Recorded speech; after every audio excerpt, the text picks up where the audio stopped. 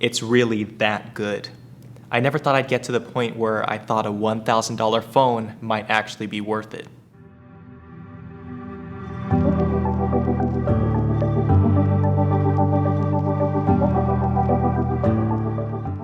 Hi guys, it's MTG here, and I've used the Note 9 enough to give my initial review.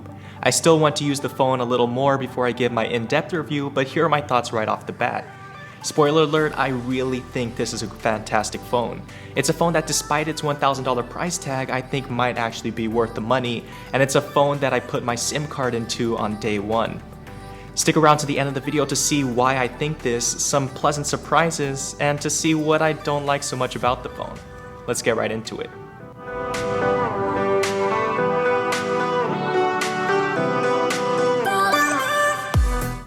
With all of the leaks before the Note 9's launch, I was honestly preparing myself to be underwhelmed.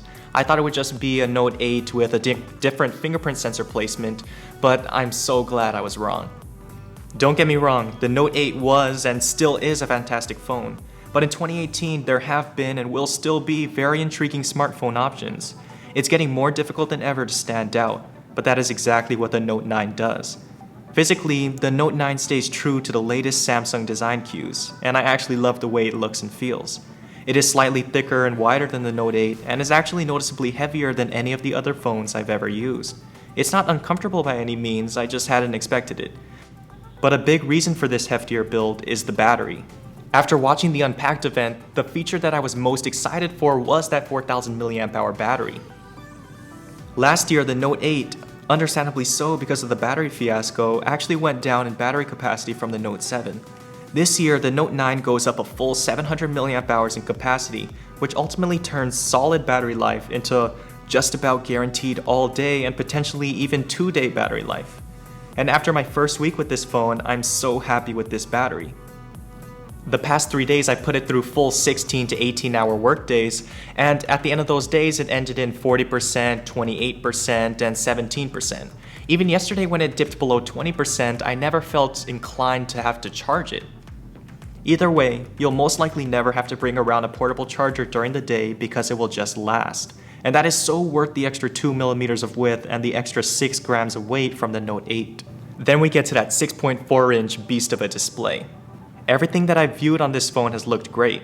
Whether it be YouTube videos, news, or social media, I feel as if I get spoiled by Samsung's Super AMOLED displays that it bothers me every time I use a phone that doesn't have a screen that's at least pretty good. And the fact that there isn't a notch means that the 6.4 inches is the true screen size, and it is all potentially usable in different applications. It gets very dim for nighttime use and also incredibly bright. A great screen is what we have come to expect from Samsung at this point. But what I didn't expect was the quality of those stereo speakers. Now, they won't blow you away or anything, but they are loud and clear, and really make it so that I'm not inclined to reach for any sort of headphones. Which, yes, by the way, the Note 9 is still one of the only flagship phones out right now to retain the headphone jack, and that is definitely a plus, whether you have Bluetooth headphones or not. Also located on the bottom of the phone is the one feature that separates the Note line from any other line out right now, and that's the S Pen. What's cool now is that it's not only a terrific and accurate tool for quick note writing or drawing, but also can now be used as basically a one-button remote for your phone thanks to Bluetooth LE or low energy. You'd be able to use it to control music just like the buttons on earphones, but what I think is the coolest feature is the fact that it can open the camera app and snap the picture. My mom wanted me to send her a picture with me and my dad, and since I had the Note 9 with me, I was just able to put it up on a box, take the S Pen out, and snap the picture. The picture was taken without having to set up a timer or ask someone else to take the picture. I think that's pretty cool. The Note 9's camera system is physically the same dual camera setup as the S9 Plus, but image processing wise it has made a notable improvements in color reproduction, and that's because it is getting some help from some AI that Samsung added to its camera software. Look out for upcoming camera comparisons with the S9 Plus and Note 8 that I have planned, and make sure to look at the Pixel 2 XL camera comparison that's out right now. So yeah, the Note 9 still has occasional overexposure issues, but it takes some incredible pictures in great lighting conditions. And thanks to its dual aperture, it is able to take some incredible pictures in low light too. And I can't say it enough how happy I am that Samsung fixed its oversaturation while shooting 4K video. Now the back video capabilities are really impressive, and the front camera's ability to autofocus and really lock onto my face while maintaining all of the colors makes the front camera really impressive too. Now let's talk about the user experience. When I pick up the phone, the fingerprint sensor is now in the bottom of the camera sensor, which is a step up from last year. And you can also get into your phone pretty fast with the intelligent scan feature that they debuted on the S9 Plus. Once you're in the phone, it runs so smooth.